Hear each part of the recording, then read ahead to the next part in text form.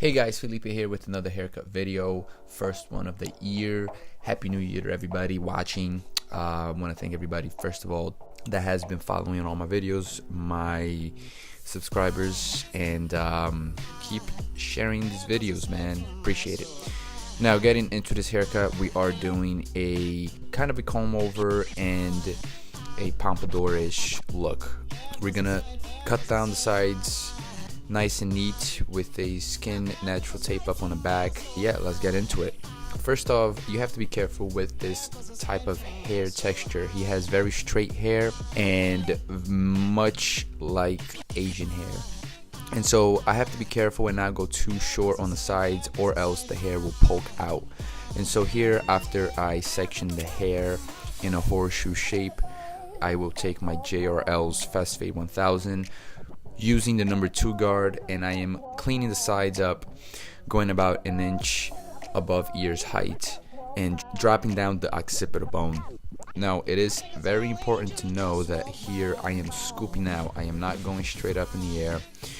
I am trying to create already kind of a blend, a natural blend, when I am scooping out with the clipper.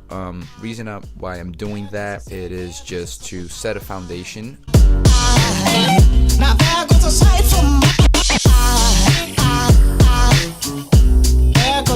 So remember, scooping out with the clipper. Once you do that, I am taking here my clipper over comb. The heavy line you see there, I am just softening it up, that line, because I know I will go over it with scissor over comb to fine tune and smooth everything out. I am keeping the comb at about, I want to say about 45, 50, 55 degree angle. You want to create that kind of triangle shape of the hair. You don't want to go too straight up, because like I said, the hair is very straight and pointy. So if we do that, we're gonna end up having hairs that stick out.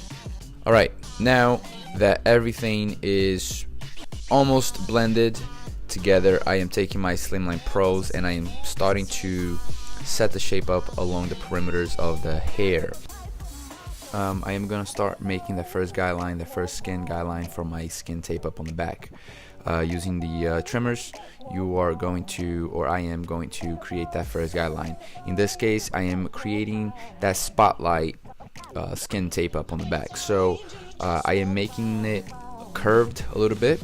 It's a little different than usual, but just a new look. Just start the fading process. So open the blade, create guideline, close the blade, remove that guideline, and then I take the number 1 guard with the open blade, close it, remove that line. If needed, you can take your half guard, blend in that line.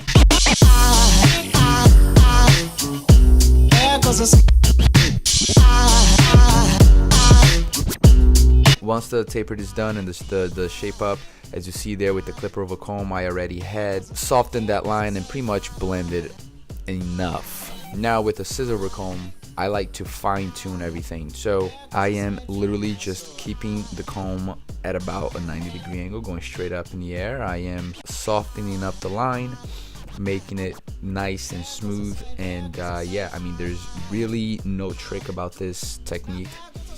Like I said in previous videos, it's really difficult to teach scissor over comb technique over audio or video. Just a matter of practicing and getting the technique down.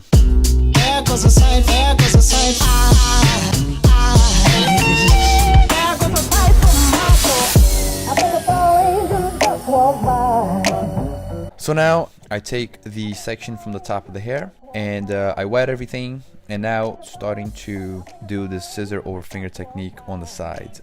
That is to literally blend the sides even more than what I did with the scissor over comb. I am not keeping my fingers straight at a 90 degree angle, kind of angling out a bit. I would say at about 100 to 115 degree, keeping that triangle shape. And I will do this technique all around the head.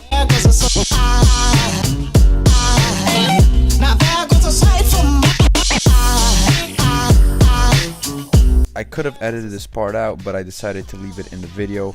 I asked the client if the sides were short enough for him, and he wanted to be a little shorter. So this kind of the whole process that I took before, I had to redo them all over again. So I take my clipper over comb, taking the sides a bit shorter than what it is or what it was, and then after the clipper over comb, I will use the scissor over. So it sucks. I mean, you think you understand what the client wants, and he or she ends up wanting something a little bit shorter. This happens all the time.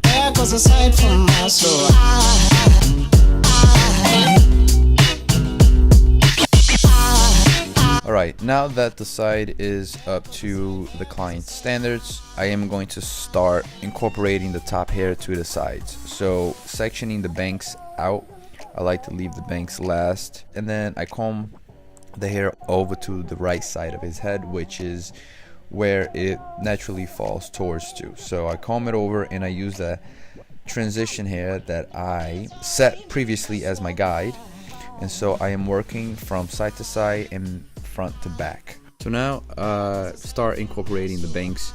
The banks, the reason why I leave them last is because I like to leave them a bit longer than the rest of the hair. Here I'm using the rest of the hair as my guide, but I'm leaving it maybe 1/8 of an inch longer than the rest of the hair. Cross check everything, see if everything is nice and even. Last thing I do is add some texture with my thinning shears. I am running along the sides just to soften it up and make that transition even better. And then along the hair tips, I take my regular shears and do a little technique that I learned on YouTube, which is just gliding the blade of the shear along the hairs. And there it is, guys. That is the haircut. Looks awesome. I love it. Thank you for watching. Please subscribe, and I'll see you in the next one. Peace.